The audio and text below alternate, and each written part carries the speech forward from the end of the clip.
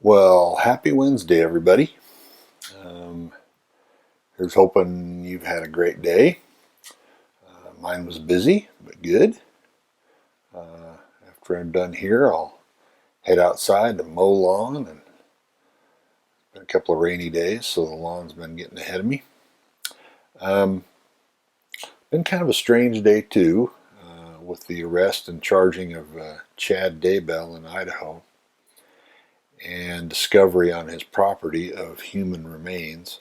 I worked with Daybell for a while at the Standard Examiner newspaper in Ogden back in the early 90s. Um, I just remember him as a quiet, sort of easygoing, likable copy editor. We weren't friends or anything, but we were colleagues, and he edited my copy from time to time. I guess in the years since, he published books that were doomsday related. Um, and the news stories that I've read said he was involved in some sort of end times cult. Now the death count is beginning to mount ever higher concerning the people related to and or close to him. Really, really bizarre stuff. Um, that said, I've chosen a book with a bit more escapist tones for today's first pages. It's Charles Portis's True Grit, a real classic, a marvelous novel that's been made into a couple of films. I liked the John Wayne version when I was a kid, but I really loved the Coen Brothers adaptation in 2010. It starred Jeff Bridges. If you haven't read the book, you should. So here then is the first page or so of Charles Portis' True Grit.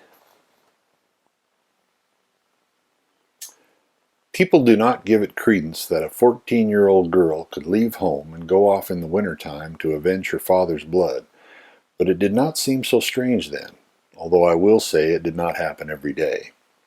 I was just 14 years of age when a coward going by the name of Tom Cheney shot my father down in Fort Smith, Arkansas, and robbed him of his life and his horse and $150 in cash money, plus 2 California gold pieces that he carried in his trouser band.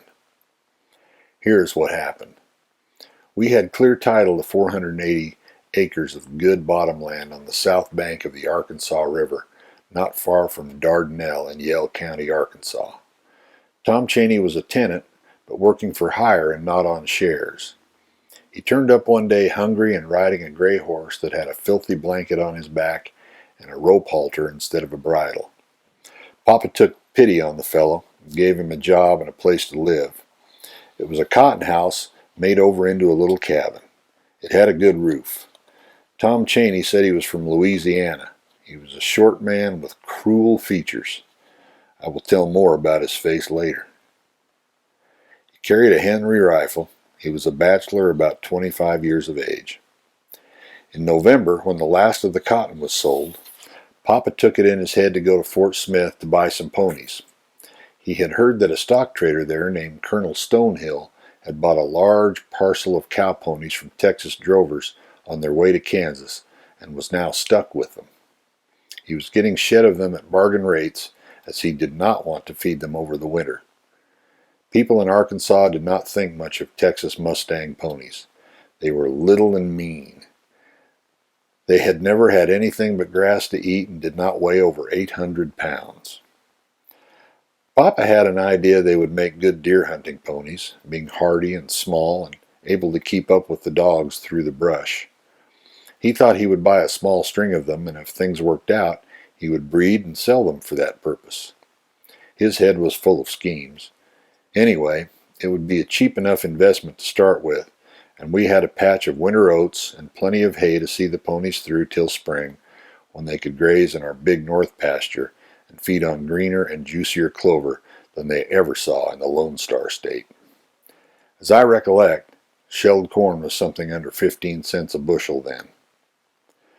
Papa intended for Tom Cheney to stay and look after things on the place while he was gone.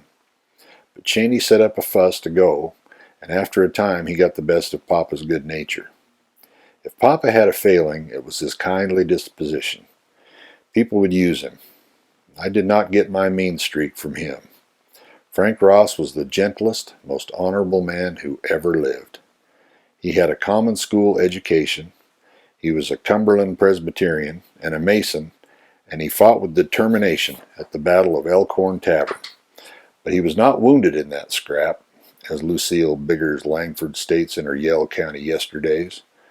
I think I am in a position to know the facts. He was hurt in the terrible fight at Chickamauga, up in the state of Tennessee, and came near to dying on the way home from want of proper care.